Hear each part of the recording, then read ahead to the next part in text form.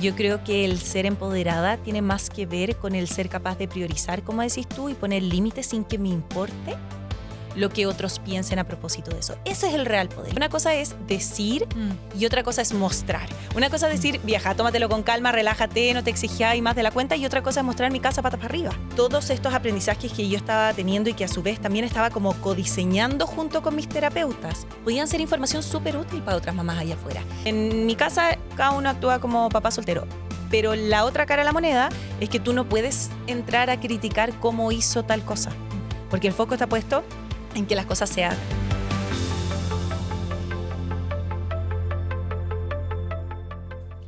Hola, hola. Estamos en un nuevo capítulo de Confía en tu Poder.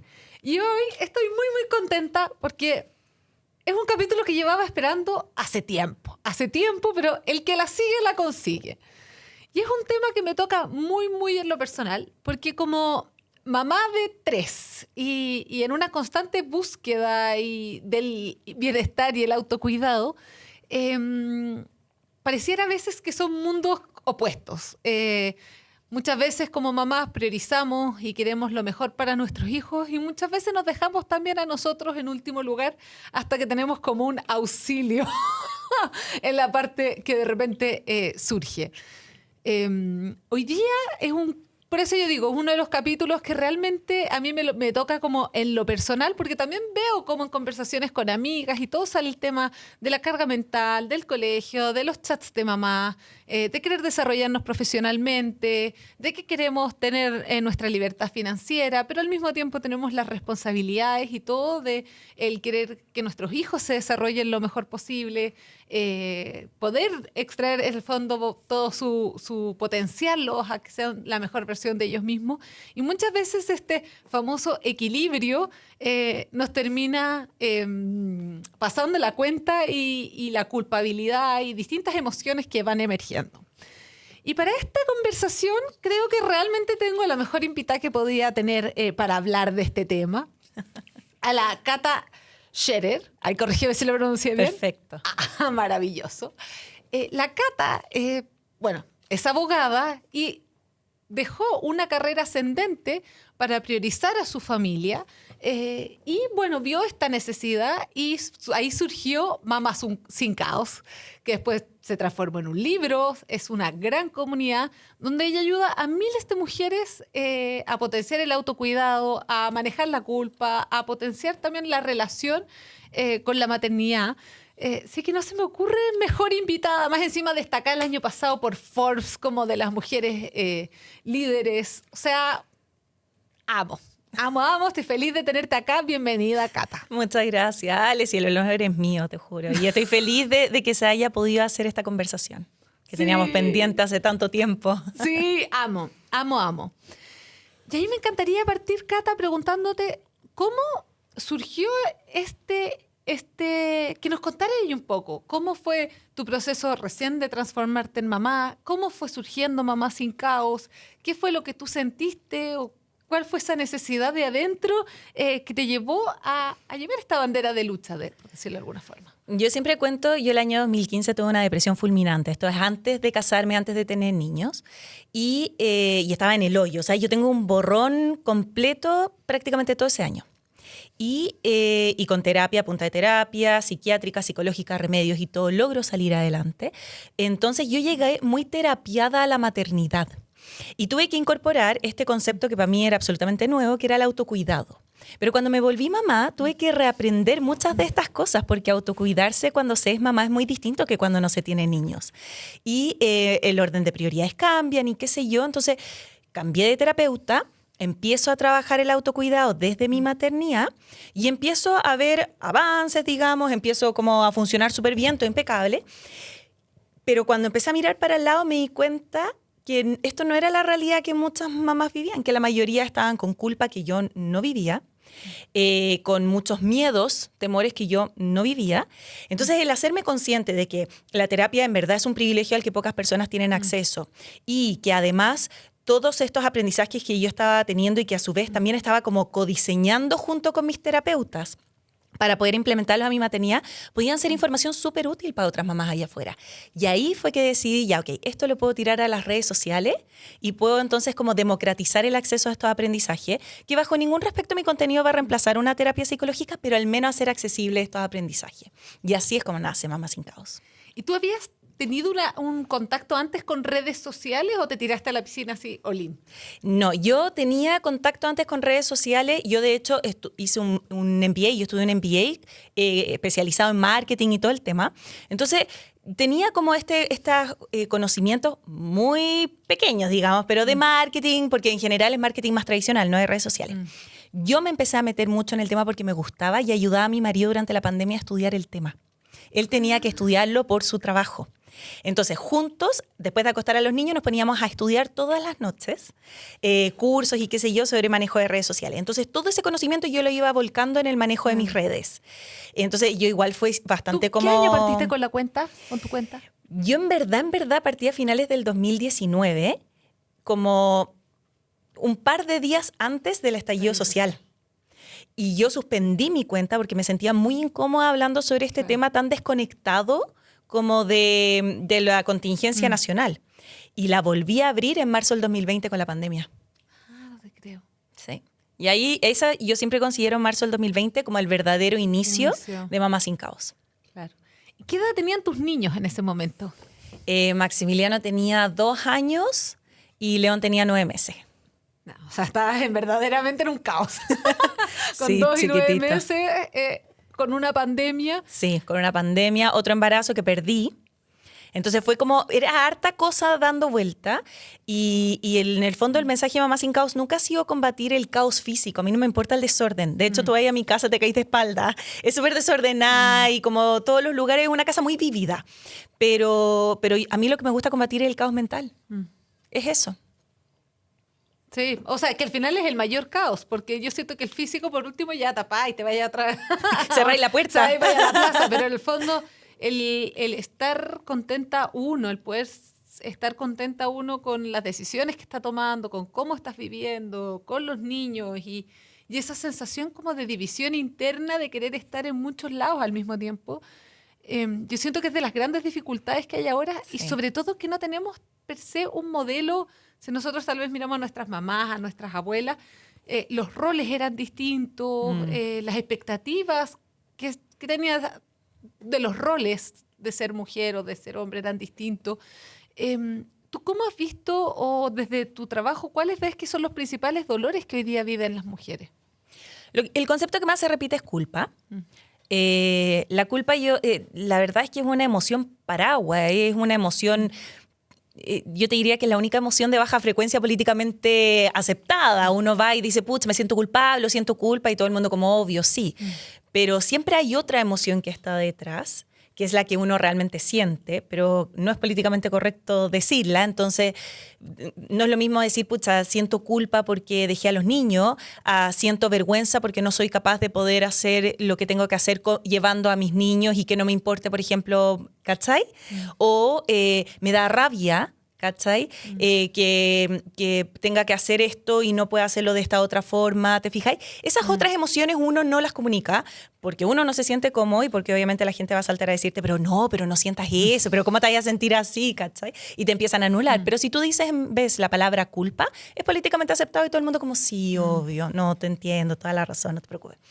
Pero es súper importante hacer ese ejercicio. Yo siempre le digo a las mamás cuando me dicen, pucha, siento culpa, ojo, está bien, usa el concepto que queráis, pero tú en tu fuero interno ojalá trata de averiguar cuál es la verdadera emoción, porque a la medida que haces esa auditoría personal, eres capaz de identificar realmente cuáles son tus gatillantes, empezar a tomar decisiones más estratégicas en tu vida sobre con qué personas juntarte o qué circunstancias meterte, ¿cachai? Porque vais viendo realmente cuán bien o mal te van haciendo. Y en función de eso empiezas a tomar decisiones que sean más saludables para ti.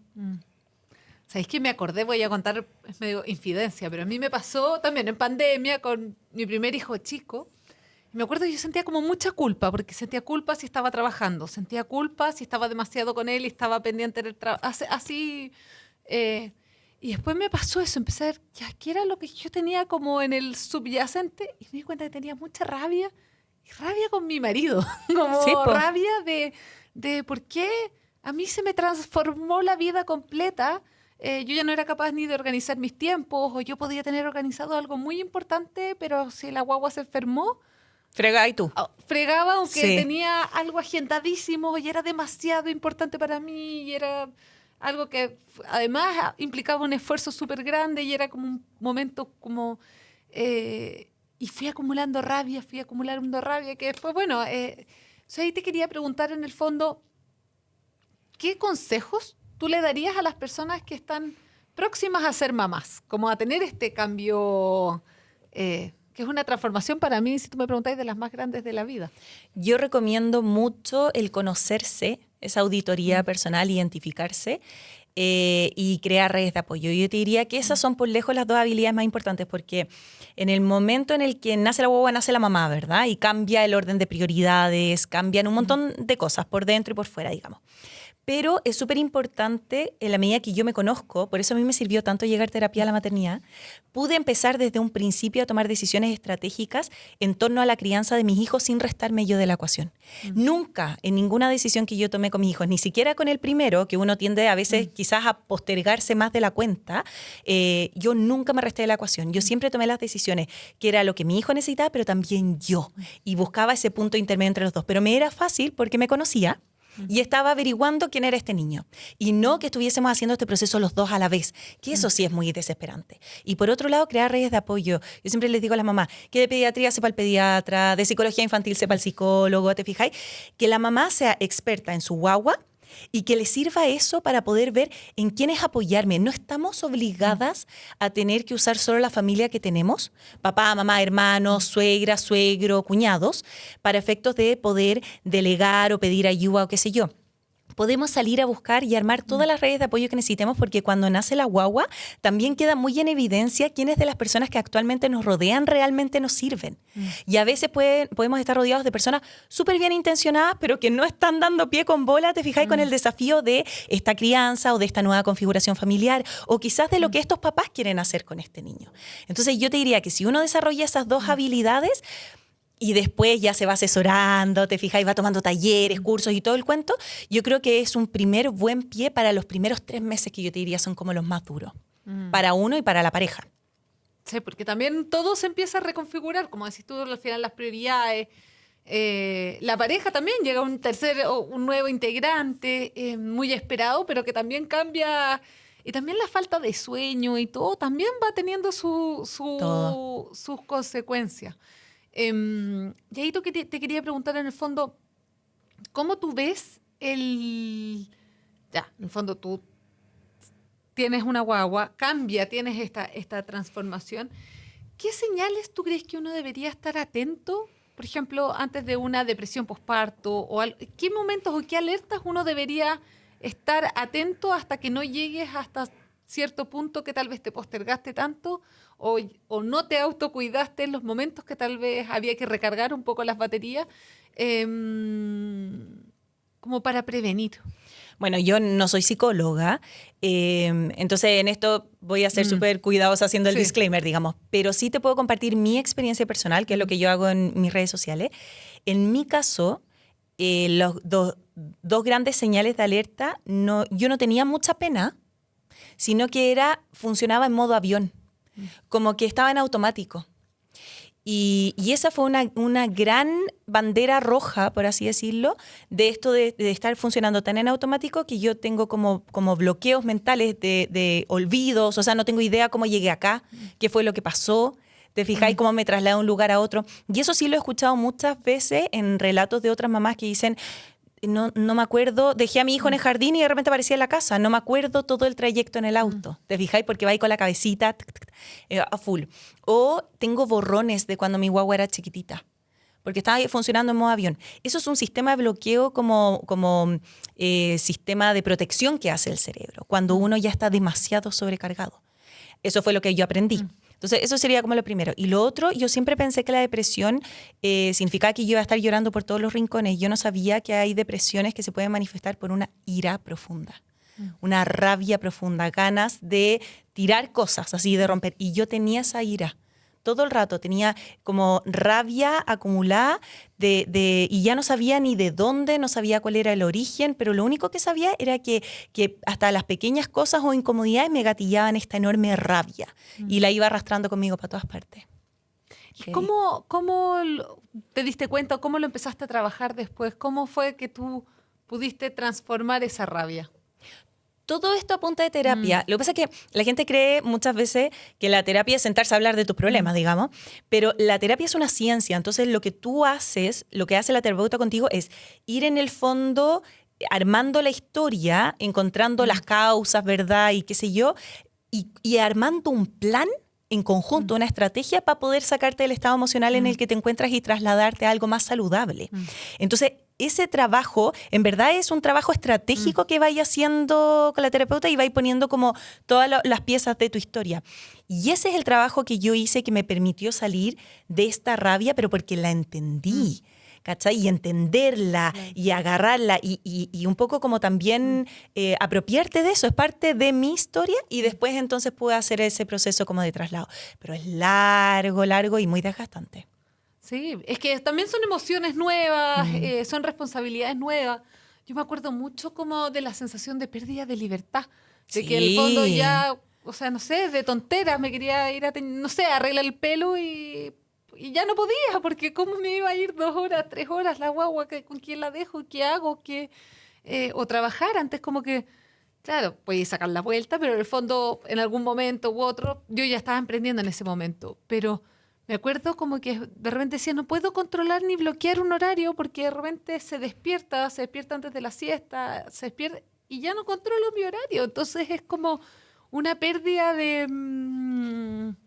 Y por otro lado, obvio, que la maternidad tiene las cosas más lindas y más trascendentales, pero sí yo creo que, bueno, ahora siento que gracias, por ejemplo, a ti o a distintas personas que están impulsando, uno tiene más visibilidad y se siente más acompañada, porque al principio uno también se siente una mamá como la mierda. O sea, sí, sí, tal cual. Sí, como, oye, sí, todo el mundo ahí con la maternidad perfecta y uno... O sea, hay un minuto que realmente sentí como que se me había acabado la vida. Dije, ¿y cómo lo hace la gente? Heavy. ¿Cómo lo hace la gente con niños? ¿Cómo lo hace... ¿Cómo lo logra? Es increíble que cuando uno no tiene, claro, uno no tiene referente o no te podés sentir identificada con lo que ves, sobre todo en las redes sociales, lo primero que te genera esa sensación de soledad, decir, soy la única que está viviendo esto, que está sintiendo esto, qué sé yo. Yo me acuerdo cuando yo empecé a crear contenido en redes sociales, el consejo que siempre me daban era respetar mucho la estética de Instagram. Y yo decía, ¿sabes qué? Es que si lo respeto, sigo invisibilizando la realidad. Si yo no puedo mostrarme a mí con un moño cohete, sin filtro ni maquillaje, en pijama, te fijáis, sentada en la cama haciendo un video, no es algo que yo pueda sostener en el tiempo, ni tampoco es algo que yo creo que pueda realmente ayudar. Porque una cosa es decir y otra cosa es mostrar. Una cosa es decir, vieja, tómatelo con calma, relájate, no te exijáis más de la cuenta, y otra cosa es mostrar mi casa patas para arriba, ¿cachai? Llena de stickers pegados de los niños por todas partes. Claro. ¿Y cómo tú sientes que ha sido como la evolución también tuya como mamá con todo este proceso desde el 2020 que partiste, ahora, ¿cómo ha ido cambiando tu relación con la maternidad? Muchísimo, porque de hecho cuando yo parto Mamá Sin Caos ya tenía 2 hijos. Siendo Mamá Sin Caos tengo una hija. Y por primera vez usé las redes sociales como fuente de información para la maternidad, cosa que yo nunca había hecho con los 2 anteriores. Yo siempre usaba de fuente de información, para mí eran las otras mamás. Mi mamá, mi suegra, mis amigas, te fijáis, las señoras de los amigos de mi marido. Pero yo nunca me había metido a las redes sociales a consumir contenido de maternidad que me sirviera para usar después con mis hijos. Y eso empecé a tratar de hacerlo con la Emilia, un poco como para ponerme en el lugar de mi audiencia, ¿cachai? Entonces, ellos no sacan consejos de mí para poder implementar en su maternidad, son para implementar en ellas. Yo no pongo el foco en los niños. Pero nunca me había metido, por ejemplo, a aprender sobre alimentación infantil, ¿te fijáis? O, no sé, estimulación temprana. Entonces dije, ya, voy a aprender un par de cosas. Y logré identificar cuentas muy saludables, muy entretenidas, ¿te fijáis? Y logré identificar también esas aproximaciones comunicacionales que en verdad generan mucho estrés. Y ahí como que empecé a levantar, y eso me acuerdo que ayudó mucho a enriquecer mi discurso y a volverme quizás más proteccionista de la salud mental materna de lo que había sido inicialmente. Antes mi foco era más en el instinto materno. confía en tus capacidades, atrévete a equivocarte, ten una sana relación con el error. Ese discurso sigue siendo el mismo. Pero cuando yo empiezo a tener esta aproximación a las redes sociales y empecé a notar estos elementos que a mí me empezaban a generar un poquito de ansiedad, y yo estaba teniendo la tercera posale, o sea, esta cuestión tú decís, ya, esto ya funciona por automático, ¿cachai? Empecé a sentir inseguridades y cuestionamientos que nunca más... ¿Esto es realmente un riesgo? ¿Qué tipo de contenido, qué cosas gatillaban eso que tú decís, oye, empecé a ver ciertas cosas que me gatillaban? Generalmente la estrategia del miedo. Como tu hijo se va a morir, o tu hijo no va a ser inteligente, o tu hijo va a sufrir, o qué sé yo, si tú haces o dejas de hacer esto. Muy absolutista y mucha como que yo siempre digo, la política del terror. Entonces, chuta, ahí yo obviamente dejaba de seguir esas cuentas, pero miraba los números de seguidores y decía, oye, igual hay un número considerable de personas que forman parte de esta comunidad. Yo espero, ¿cachai? Toca madera, que no lo estén haciendo, que no estén criando a su vez a sus hijos desde el miedo, sino que sean capaces de poder hacer el ejercicio que quizás yo no soy capaz de hacer, de decir, ok, me quedo con el consejo y le saco el elemento del miedo, ¿cachai? Y ahí entonces yo me volví más proteccionista, te diría, con mi discurso. Como de, oye, cuidemos a la mamá, protejamos a la mamá, párenla, ¿cachai? Yo también siento que como que ahora, bueno, hay mucha información de la neurociencia, de la importancia de los niños hasta los 7 años, de cómo uno forma las creencias, de cómo se forman las habilidades, bueno, de la neuroplasticidad. Entonces, como que también, cada vez también siento que hay más, también los estudios de que en el fondo el feto, la guagua se empieza a desarrollar desde que está dentro, entonces que tus emociones también afectan a la guagua, como tú hablas también afecta. Entonces, al final, es inevitable sentir una responsabilidad y culpa como por lo que haces y lo que dejas de hacer. Entonces, yo siento que ahí, claro, como que uno pone, claro, todo el foco en desarrollar al niño,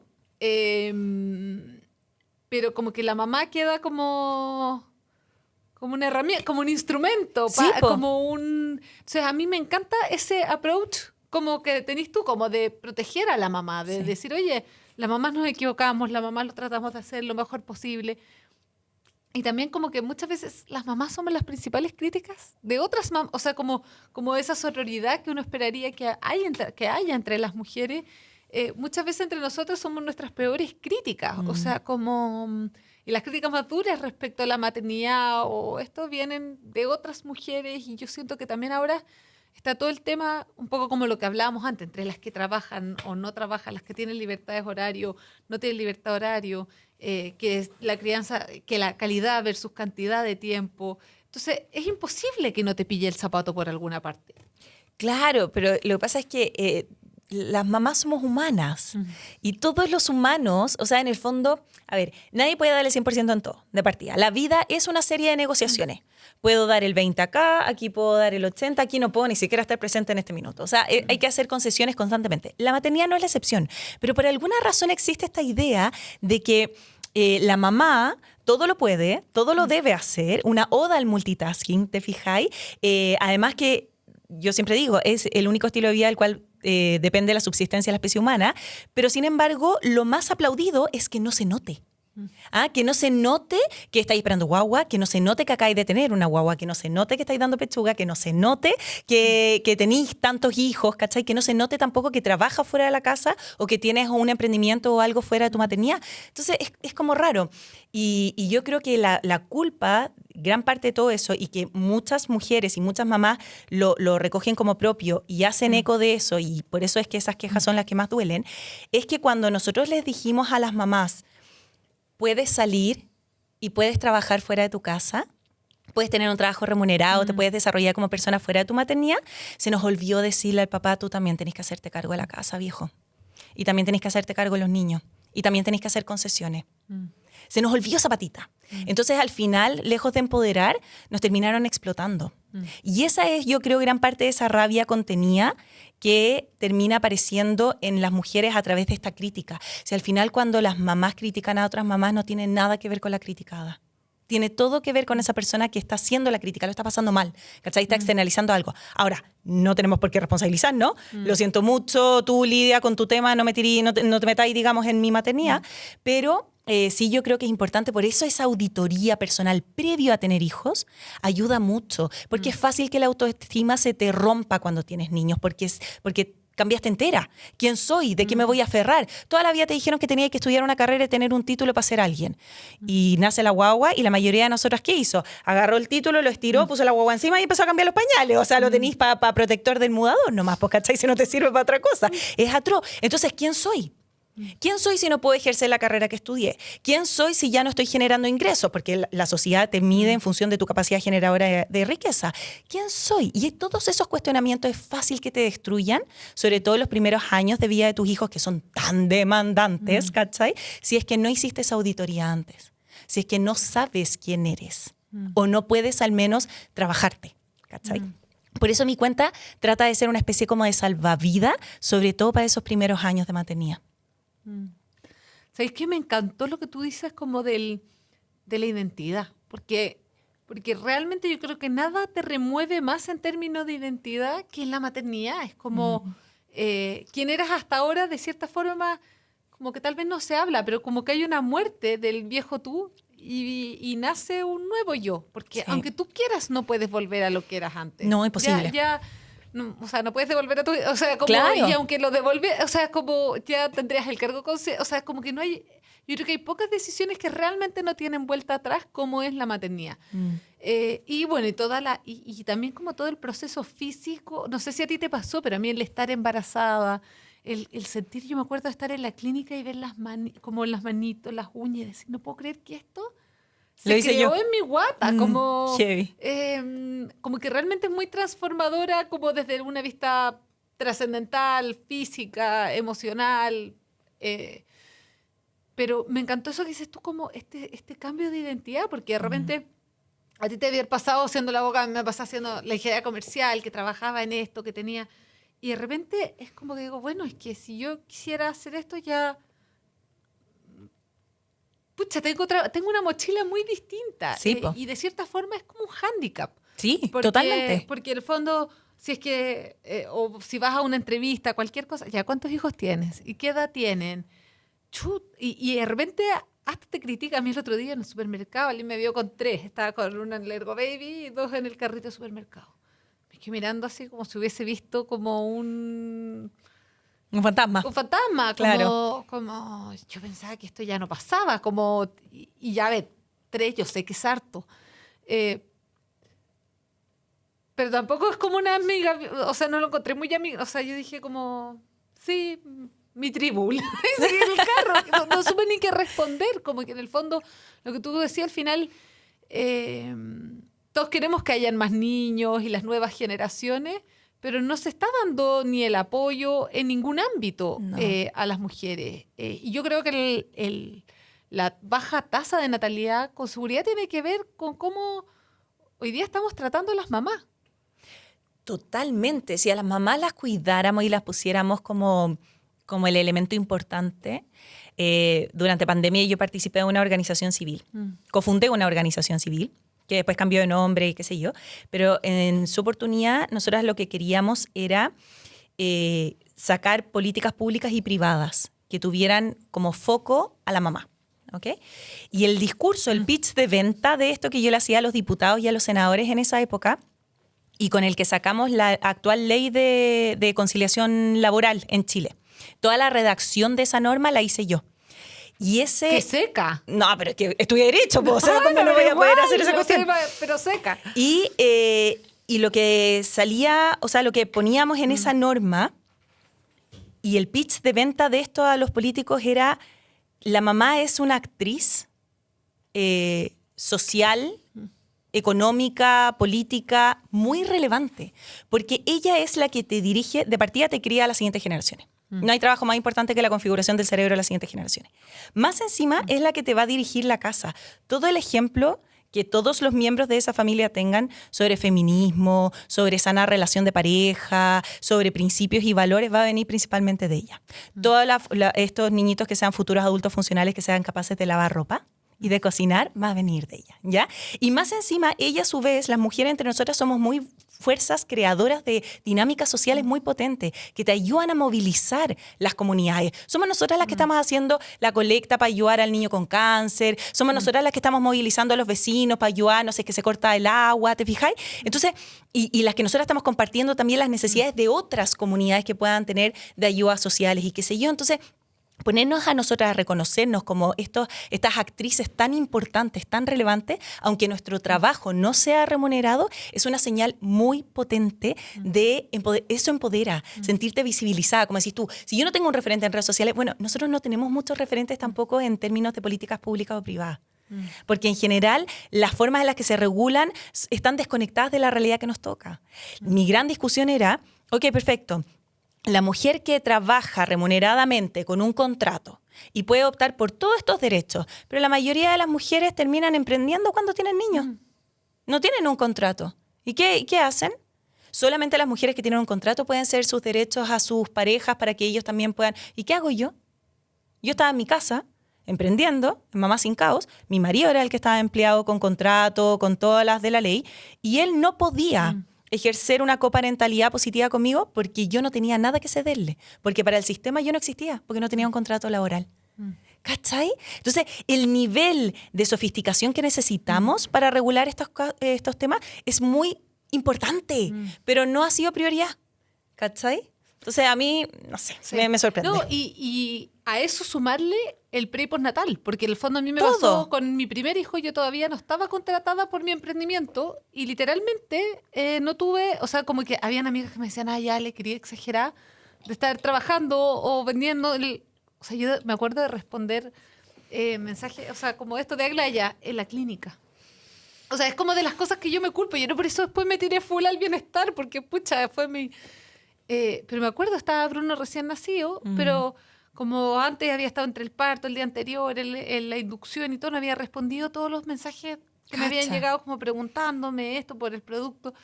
Si llegué a la casa con la cesárea y le pedí a mi marido que me pusiera una bandeja para empezar a preparar los pedidos. ¡Qué salvaje! Y me acuerdo, una cuestión así ya, de estar envolviendo y sentir que la cinta estaba moja. Y ahí caché que me estaba empezando a salir o sea, a ese nivel. O sea, ese fue como mi approach a la maternidad. Y me llamó mucho la atención porque muchos consejos que yo recibía era como, Ale, pero ¿por qué eres tan trabajólica? Ale, pero ciérralo un tiempo. O Ale, dice, oye, lo que me ha costado construirlo, tengo el stock acá, es mi trabajo. O sea, es como, es lo que estoy construyendo en mi emprendimiento. Como que no quería tirarlo por la borda, pero de cierta forma también había nacido... Entonces, como que también el tratar de ser superwoman y decir, no, esto me la voy a poder. Sí, me acuerdo de estar levantándome a las 5 de la mañana para trabajar de 5 a 7, claro, o sea, como entre la papa y el esto, porque después sabía que no podía controlar mi horario una vez que se despertara. Y yo creo que esas cosas fueron gatillando las rabias que comenté antes, distintas cosas, y digo... que ese afán también de nosotros como mujer de decir, oye, somos superwoman, lo vamos a lograr, podemos con todo, y hasta en la publicidad, como podemos con todo, y a mí también por eso me encanta que cuando hablo como de empoderamiento, para mí el empoderamiento no es puedo con todo. Exacto. Esto es lo que priorizo, esto es lo que quiero, en esto voy a poner mi atención, mi foco y mi poder personal, en el fondo, pero y si eso es... La maternidad es la maternidad, si eso es que quiero trabajar, pero como que también yo siento como mismas mujeres, hoy día hay un duelo porque si eliges, yo también conozco amigas y personas que en el fondo deciden dejar de trabajar porque quieren enfocarse en los hijos, pero también hay una frustración. Sí, pues total. Lo que pasa es que yo no creo que el ser una mujer empoderada o una mamá empoderada consista en hacer todo lo que tienes que hacer si es que eso significa que sea a costa de tu salud mental y física. Yo creo que el ser empoderada tiene más que ver con el ser capaz de priorizar, como decís tú, y poner límites sin que me importe lo que otros piensen a propósito de eso. Ese es el real poder. Yo nunca me sentí más poderosa que cuando empecé a ser capaz, producto de mi terapia, de decir no o no puedo y transparentarlo así y saber y poner el foco no en lo que estaba diciéndole que no, sino en lo que le estaba diciendo que sí o lo que estaba protegiendo. Ahora, claro, cuando nacieron mis hijos me era más patente lo que estaba protegiendo. Antes de ser mamá quizás no lo tenía tan claro, pero después me salió esta naturaleza como más de ya, aquí tengo mis pollos, te fijas, y tengo mi familia es mi prioridad. Y ahí empecé a tomar decisiones estratégicas en función de cómo puedo proteger a estos niños, a este perro, a esta casa, a este marido, ¿cachai? Y mi relación con todos ellos, sin que me importe si eso a alguien más lo molesta o, ¿cachai? O sea, como, lo siento, no puedo, no me da. Lo siento. Y piensa lo que queráis, enójate quizás. Y la gente obviamente va a tratar de maximizar sus recursos, lo mismo los tuyos. Entonces es como, no, pero si yo creo pero si son 20 minutos, pero si yo creo que me podéis meter en la agenda, no, pero rapidito, mira, vaya y vení. No, muchas gracias. Yo de hecho lo que más protejo, te diría, más que a mis hijos, es a mí, indudablemente, porque de mi bienestar depende el de mis hijos, pero específicamente mío, y aquí voy a dar un dato. ¿Cuál es mi cámara? Ese, ya, dato. Si hay algo para proteger, es los niveles de cortisol. Yo lo que más protejo es no tener que estar corriendo. Porque en el minuto en que porque me conozco, si yo empiezo a correr, me empiezo a estresar. Y como me empiezo a estresar, me empiezo a poner mal genio, ¿cachai? Y nada me resulta cuando estoy mal genio corriendo. Menos con niños chicos. En cambio, cuando yo me enfoco en cómo bajar los niveles de cortisol y no tener que correr, y si eso significa tener que meter menos cosas a la agenda, y eso significa tener que comprometerme mucho menos, o ver quizás menos a algunas personas, o hacer menos cosas, pero llegar al final del día feliz y no a la patada y al combo, ¿cachai? Y habiéndole gritado menos a los niños, claro. ¿Cachai? Bienvenido sea. Realmente. Ese que es el consejo, yo te diría, maestro. Es que sabéis que lo encuentro un extraordinario consejo, porque justo el otro día, también en una conversación con mi mamá, yo estaba como en esos momentos como que estaba full pega y full niños porque era marzo, entonces tenía la vuelta a marzo laboral, la vuelta, bueno, como todo, y la vuelta a marzo de adaptación al jardín, adaptación al colegio nuevo. Y un minuto que, no sé, pasó algo como lo más tonto del planeta, como no sé. Yo me miró y me dijo, Ale, pero no te pongas a la defensiva. Y yo le dije, que no me pongo a la defensiva, pero estoy... Y ahí un minuto como que me quedé reflexionando y dije, es que realmente... le metí mucha comida al plato. O sea, fue mucho. O sea, como ese dicho que dicen, oye, trabajas como si no tuvieras hijos y crías como que no trabajaras. Como que no trabajaras. Y ahí yo dije, ya, tengo aquí la lista. ¿Qué saco? Exacto. ¿Qué sacar? Si la agenda perfecta no es la que ya no le cabe un alfiler. La agenda perfecta es donde ya no podéis sacar nada, porque todo lo que hay adentro es esencial. Entonces yo siempre busco esa agenda esencial. ¿Cachai? Y cualquier otra cosa, yo soy seca para... Ni un problema, hablemoslo el siguiente mes. No, pero ¿cómo? Te prometo, te voy a poner toda mi atención y te voy a meter en mi agenda para el próximo mes. Porque yo ya estoy lista. Además que yo solamente trabajo en las mañanas. Yo en las tardes soy 100% mamá. Es heavy. Sí. Bueno, yo también. Bueno, hoy día no, porque es día de grabación. Pero en general yo paso a buscar a los niños al jardín y de ahí... excepto casos muy puntuales, pero trato de las tardes, o sea, de dividir mi... Pero anda a decirle a un gerente que tenga ese nivel de eficiencia, que logre sacar una marca como la nuestra, ¿cachai? Trabajando solamente en las mañanas y después dedicándose a los niños. Es heavy. ¿No? Si las mujeres, las mamás tenemos muchas capacidades, muchas habilidades. Quizás no sabemos explotarlas bien, pero... De todo se aprende. Oye, me acabas de acordar, porque después te tengo me acordaste, o sea, lo que dijiste está muy conectado con la pregunta del público, pero antes de la pregunta del público, ¡turun!, te tengo un regalo. ¿En serio? ¡Me muero! Espero que te guste, lo elegí ahí pensando en ti. ¡Qué cosa más linda! Elegí el mindfulness. El olor mindfulness. Sí, que siento que va muy alineado a nuestra conversación. Sí. Oh, qué rico, me voy a acordar de ti todos los días. Qué rico. Ay, qué bueno. Gracias, qué alegría, Ale. que te gustó. Agradecerle a Aglaya, mi marca querida, por hacer posible este espacio donde yo realmente gozo. O sea, para mí esto me da tanta vida, así que gracias. Y bueno, la pregunta del público era de alguien, yo creo que tal vez te conocía a ti, que venía tal vez del mundo de... Bueno, se repitió varias veces, pero había una en particular... que decía en el fondo cómo trabajar el autocuidado cuando estás en un trabajo corporativo. Porque en el fondo habían muchas que decían como, bueno, yo entiendo que muchas personas empiezan a emprender para la compatibilidad, pero en el fondo, ¿cómo lograr ese autocuidado cuando la verdad es que tenéis 2 pegas full time? Sí, qué difícil. Yo creo que ahí hay que hacer una combinación de factores. La pega corporativa es posible de agendar, ¿verdad? Es posible de organizar y al final el éxito de lo que uno hace corporativamente hablando depende de tu capacidad de organización. La maternidad no. La maternidad depende de tu capacidad de poner límites.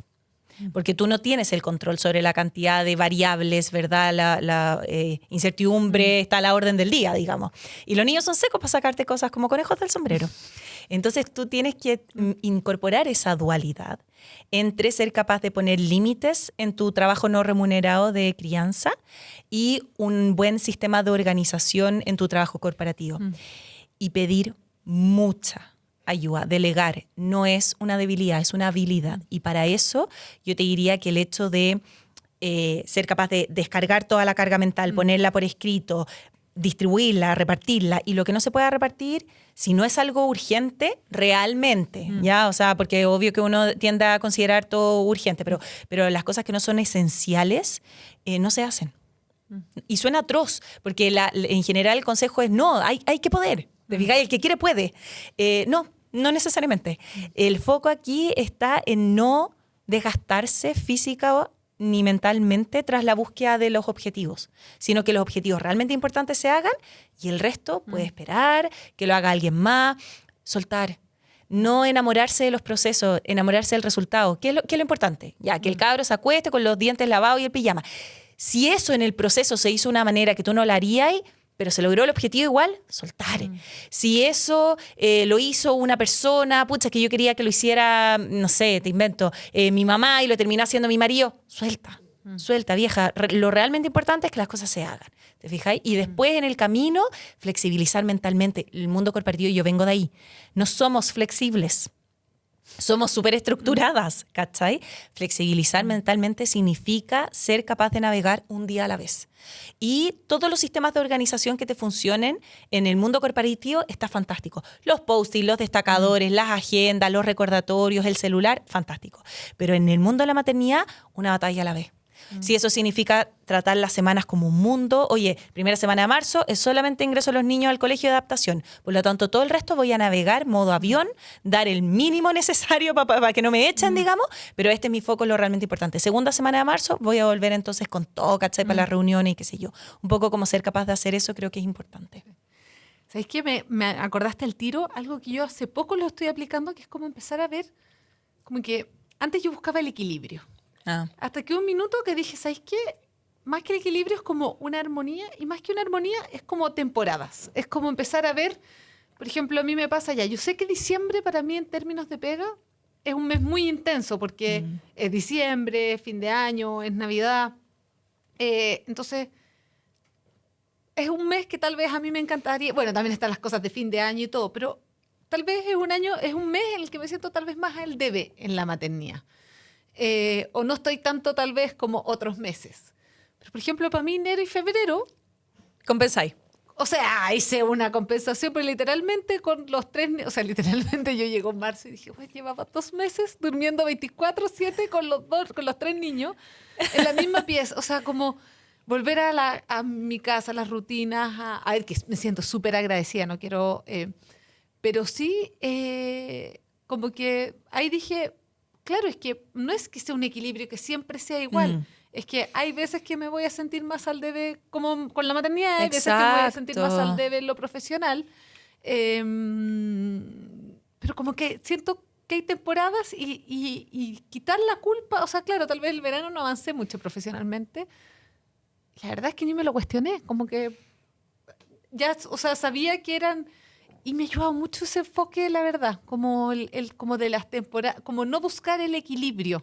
Sí, el equilibrio es que es un ideal, es una perfección que no existe. ¿Cachai? Yo siempre digo en mis redes sociales, cuando ustedes me vean que me está yendo súper bien en las redes sociales, sepan que mi casa está botada, ¿cachai? Mis niños también. Y cuando no me vean aquí y vean a mis niños que están así impecables, entretenidos, mamá de revista y qué sé yo, la casa sigue botada. ¿Cachai? Y esas cosas pasan. Entonces, sí, eso es parte de la flexibilidad y combatir en el fondo este juicio, si es que la voz interna de la autocrítica es la más difícil de callar. Gatro. Sí, es dura. Es dura.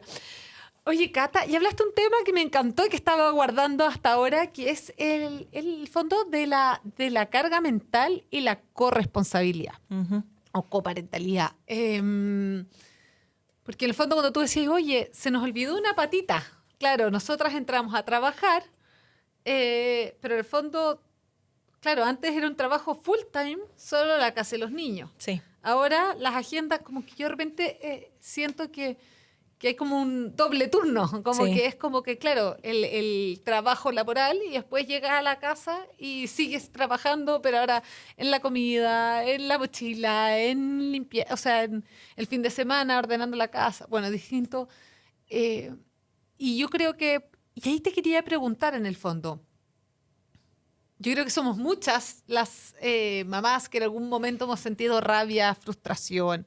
¿Qué recomendaciones tú les darías a las mamás como para pedir ayuda, en el fondo, de la pareja, como hacia una corresponsabilidad, pero que no sea ayuda, sino que sea como realmente repartir carga mental? Claro, no, en mi casa nosotros tenemos la regla de que cada uno actúa como papá soltero. Entonces, si entráis a la cocina y está el despelote, limpiáis. Si abrí el refrigerador y no hay comida, cocináis. Si hay que bañar a los niños, incluye todo. ¿Cachai? O sea, la idea de que tengo un partner al lado que me vacapea es una de las principales razones por las que en general las mujeres terminan como un poco a cargo de todo. Entonces son como las arsenaleras del marido mientras él está bañando a los niños y después se hacen cargo de todo lo demás porque él ya lo fañó. Pero no cachó que eso incluía vaciar la tina, colgar la toalla en el baño, ponerles pijamas, te fijas, etcétera. Entonces, en mi casa cada uno actúa como papá soltero. Pero la otra cara de la moneda es que tú no puedes entrar a criticar cómo hizo tal cosa, porque el foco está puesto en que las cosas se hagan. Entonces es súper importante para nosotros, más que el hablar sobre ya tú haces esto, tú haz lo otro, es cuáles son las cosas importantes o cuáles son las gestiones que queremos que se hagan. De ahí cada uno ve el modo. ¿Cachai? Lo que mejor le funcione. Pero ya, nos importa, ponte tú, que los niños tengan una rutina establecida, ¿cachai? Un orden. Y nuestro foco está también en la autonomía infantil. Perfecto, no hay problema. Entonces, ¿cómo logramos esos objetivos? Cada uno va viendo, lo que le funciona a mi marido es distinto que a mí, con cada niño también es un mundo. Entonces hay mucha flexibilidad en ese sentido y mucho dinamismo. Mucha rigidez y como hagamos un listado de las cosas que hay que hacer, yo hago de la 1 a la 20 y tú de la 21 a la 42, no es real. Muchas veces pasa, producto de estas temporadas que decís tú, que a veces para mí marzo y mayo son unos meses del terror en términos de carga de trabajo, porque son el mes de la mujer y el mes de la mamá, ¿te fijáis? Y eso, yo le digo a mi marido, o sea, yo soy capaz de dar, pero con suerte un 15% de mí en la casa durante ese mes. Y él sabe que tiene que entonces vacapearme en todo lo posible. Y para él, que trabaja en e-commerce, yo sé que octubre, noviembre, diciembre, entre el Cyber, Black Friday y Navidad, son la locura. Y ahí yo tengo que dar prácticamente mi 100% o mi 95% para poder ayudarlo. Entonces, esa flexibilidad, esa aproximación muy dinámica, yo creo que es lo que nos ha ayudado siempre a tener una relación muy funcional como papás y esta coparentalidad.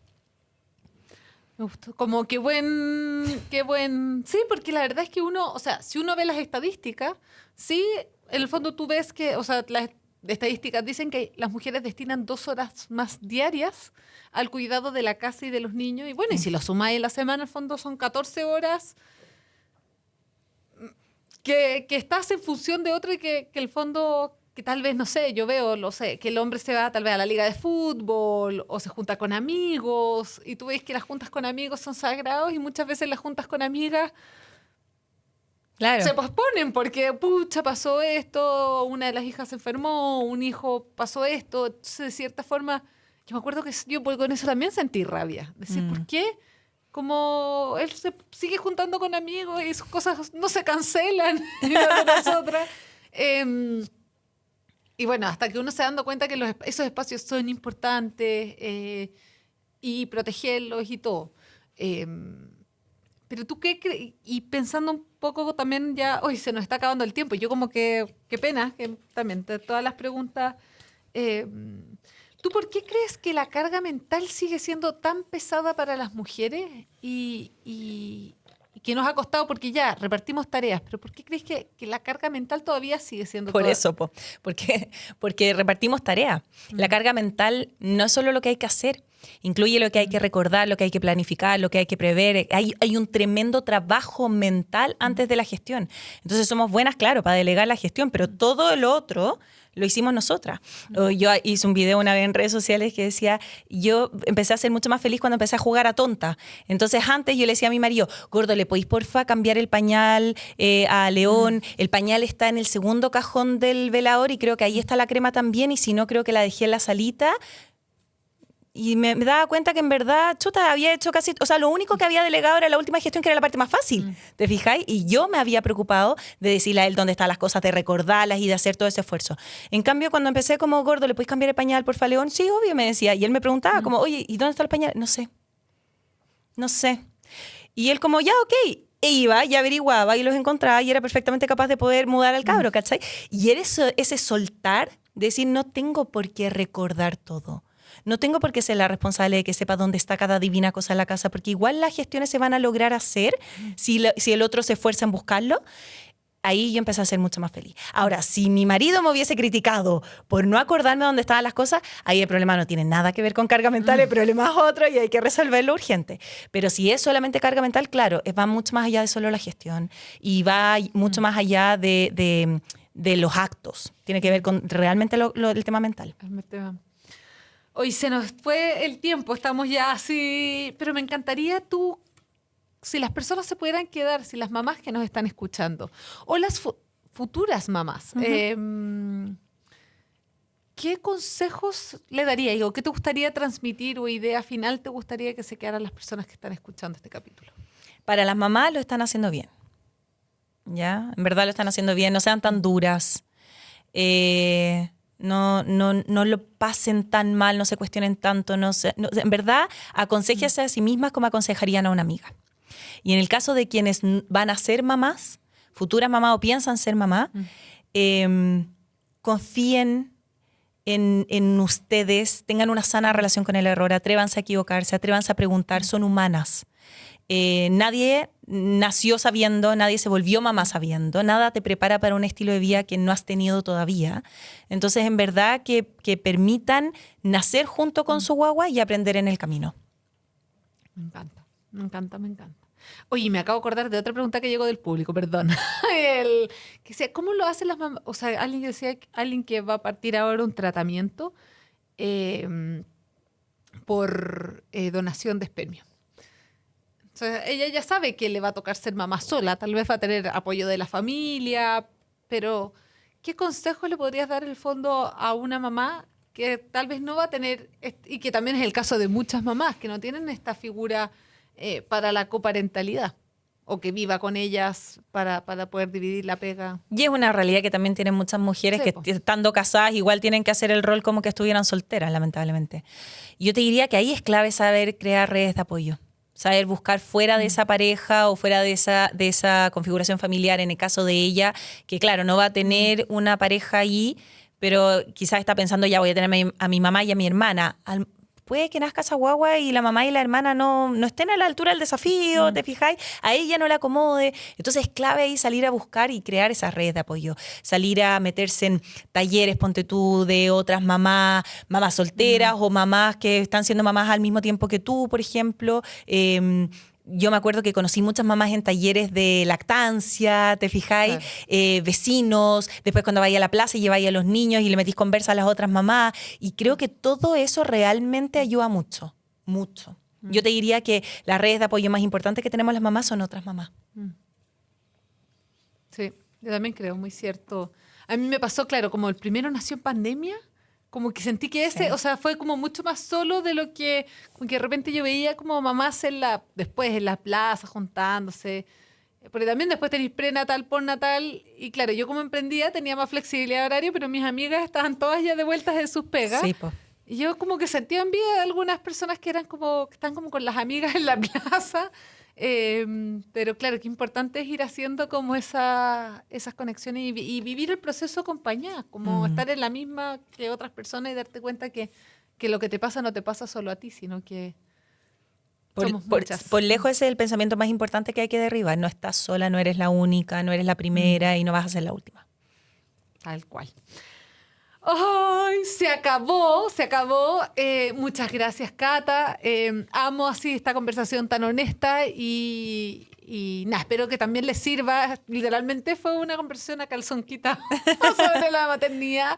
Así que espero que les haya servido.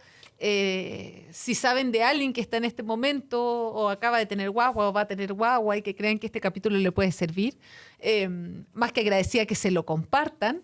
Y también no se olviden de seguir el podcast. Un 95% de las personas que lo escuchan no lo siguen aún. Wow. Sí. Así que sabemos, si es que te gusta este contenido, si quieres en el fondo estar al día, no te olvides de seguirlo tanto en Spotify como en YouTube, bueno, dependiendo de donde lo estés escuchando. Muchas gracias y nos vemos en el próximo capítulo.